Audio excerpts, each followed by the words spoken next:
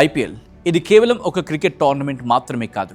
వేల కోట్ల వ్యాపారం, గ్లామర్, సెలబ్రిటీ హోదా, అంతులేని క్రేజ్. కానీ ఈ మెరిసే వెలుగుల వెనుక ఇప్పుడు ఒక భయంకరమైన నీడ కనిపిస్తోంది. అది హనీ ట్రాప్. ఐపీఎల్ పేరుతో తెర వెనుక జరుగుతున్న చీకటి కోణం గురించి ఇప్పుడు డీటెయిల్గా తెలుసుకుందాం.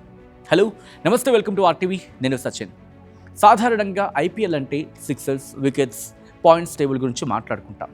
కానీ ఈసారి డిస్కషన్ మారింది.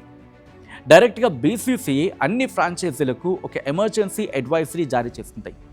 ఆటగాళ్లు హనీ ట్రాప్ బారిన పడే అవకాశం ఉందని.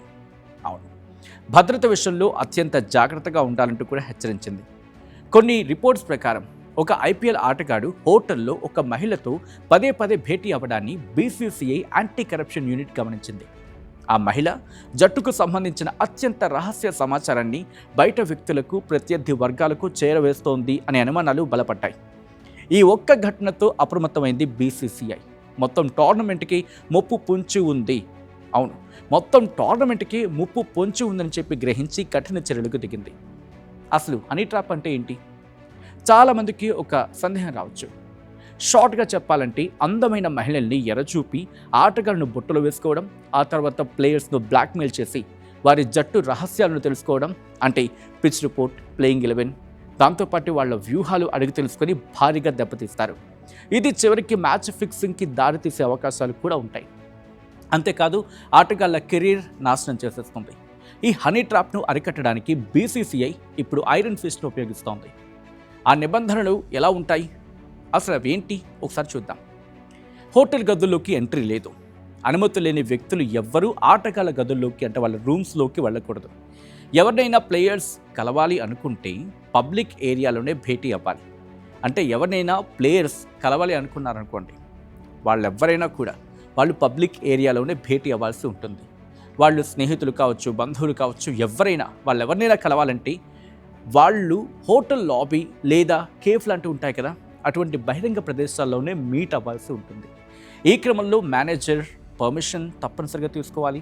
అది ప్లేయర్ అయినా, విజిటర్ అయినా, టీమ్ మేనేజర్ పర్మిషన్ తప్పనిసరి, ఖచ్చితంగా తీసుకోవాల్సింది అంటూ బీసీసీఐ కఠినమైన అడ్వైజరీ జారీ చేసింది.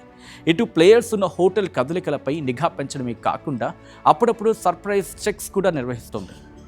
ఐపీఎల్ అనేది ప్రపంచంలోని అత్యంత రిచ్ లీగ్ అన్డౌటెడ్లీ. ఇక్కడ డబ్బు ఎంత ఎక్కువగా పారుతుందో అంతే స్థాయిలో బెట్టింగ్ మాఫియా కూడా ఉంటుంది. అలాగే నేరగళ్ల ఫోకస్ ఫుల్గా ఉంటుంది. ఒక్క ఫోటో, ఒక్క ప్రైవేట్ వీడియో, ఒక్క తప్పుడు నిర్ణయం, ఒక్క స్టార్ ప్లేయర్ జీవితాన్ని రాత్రికి రాత్రి తలకిందులు చేసేస్తుంది. అందుకే ఈ హెచ్చరికను కేవలం క్రమశిక్షణ చర్యగా కాకుండా ఆటగాళ్ల భద్రతతో పాటు క్రికెట్ ప్రతిష్టను కాపాడే ప్రయత్నంగా చూడాలంటున్నారు స్పోర్ట్స్ అనలిస్టులు. ప్రస్తుతానికి ఏ ఆటగాడి పేరు అధికారికంగా బయటికి రాలేదు.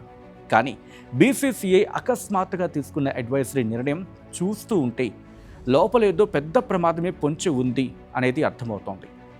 క్రికెట్ కేవలం బ్యాట్, బాల్తో ఆడే ఆట మాత్రమే కాదు, మైదానం బయట వచ్చే హనీ ట్రాప్ లాంటి ప్రలోభాలను జయించడం కూడా ఆటలో భాగమే.